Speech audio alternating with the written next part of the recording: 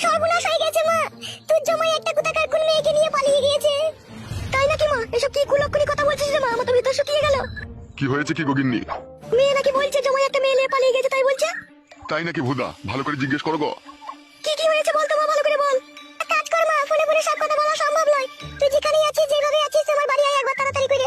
ঠিক আছে রে মা, তুই একটু অপেক্ষা কর, আমি এই মুহূর্তে বাড়ি থেকে তোর বাবা আর আমি বেরিয়ে চললাম। আচ্ছা ঠিক আছে, তুই তাড়াতাড়ি চলে আয়, আমি ফোন রাখলাম। হয়েছে কি গগিন্নি? একটু ভালো করে খুলে বলো না মারা, সব সময় অত পেঁচাল করো কেন তুমি? তোর জামাই কাদা কুকুর বেটা কোথাকার কোন একটা সতীনকে নিয়ে পালিয়ে গেছে, আমার মেয়েকে ঘরে রেখে দিয়ে। আরে সর্বনাশ, সে খানকি ছেলে কি কাজ করেছে বলো দেখিনি। তাহলে এখন কি করবে গিন্নি ভাবছো? তুমি এক কাজ করো, এই মুহূর্তে এখনই আমার সাথে চলো, এখনই ট্রেন আছে, এই ট্রেনে গেলেই আমি তাড়াতাড়ি করে চলে যেতে পারবো। ঠিক আছে লেওড়া, চলো।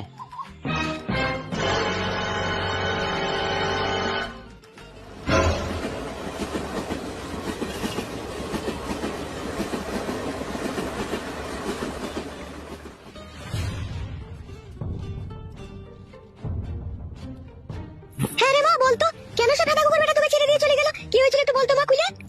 মারে, তোর বাড়ি থেকে যখন আমি সোনার জিনিস দুটো নিয়ে এলাম, তখন ও বাড়ি এসে ও বাড়িতেই বসেছিল। আমি আসা মাত্রই আমাকে বললো, জিনিস নিয়ে এসেছিস?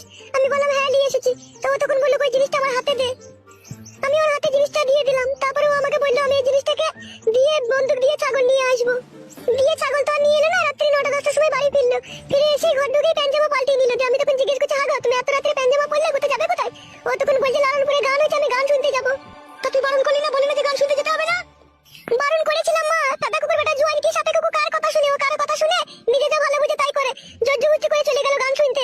দিয়ে আমাকে বললো আমি রাত 12টা-1টার সময় ফিরবো, তুই ঘুমিয়ে পড়। আর আমি যখন ঘরে ফিরবো তখন তুই দরজা খটাস খটাস করবি, বাড়ি মারবো, তুই তখন উঠে দরজা খুলবি। দাদা কুকুর বেটা রাত ফুরিয়ে সকাল হয়ে গেল, তাও বাড়ি এলো না। তখন আমি অনেক চিন্তা করি, তখন আর কিছু বুঝতে পারলাম না। বুঝতে না পারার কারণে আমি গেলাম ওর বন্ধুর কাছে। ওর বন্ধুকে জিজ্ঞেস করতেই আমাকে সমস্ত কথা খুলে বললো। কি কথা খুলে বললো? ওর বন্ধুটা বললো যে তোমার স্বামী একটা মেয়ের সাথে ভাব ভালোবাসা করেছে, দিলীপ বলে একটা লোক তার বউয়ের সাথে ভাব করেছে। সেই মেয়েটাকে নিয়ে যত সম্ভব আমার মন বলছে পালিয়ে গিয়েছে।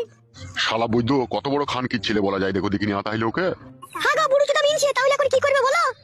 এখন আর কি করার আছে? এখন তো হরাম করে থানা পুলিশ করলে তো হবে না, পরে তো আবার আমরা ফেসে যেতে পারি। তাহলে কি করবে বলো? এই গ্রামের যিনি পঞ্চায়েত প্রধান, তাকে এই সমস্ত ঘটনাটাকে খুলে বলতে হবে। পঞ্চায়েত প্রধানের কাছে গেলে সব সমস্যার সমাধান হয়ে যাবে?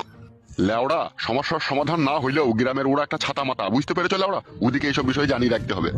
বাবা ঠিকই বলছে মা, ওর বন্ধুটাও আমাকে এই কথা বলেছিল। বলেছিল তোমার মা বাবাকে ডেকে পঞ্চায়েত প্রধানকে এই কথাটা জানাইতে বলেছিল। তোর বন্ধুটাও এই কথা বলেছিল তোকে? হ্যাঁ মা বলেছিল।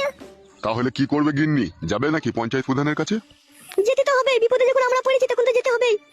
তাহলে আর দেরি করো না গিন্নি, সময়ে সময়ে চলো, উনি বাড়িতে থাকলে দেখা পাওয়া যাবে। আরে মা, জামাই বাবাজি যে ডেমনটার সাথে প্রেম ভালোবাসা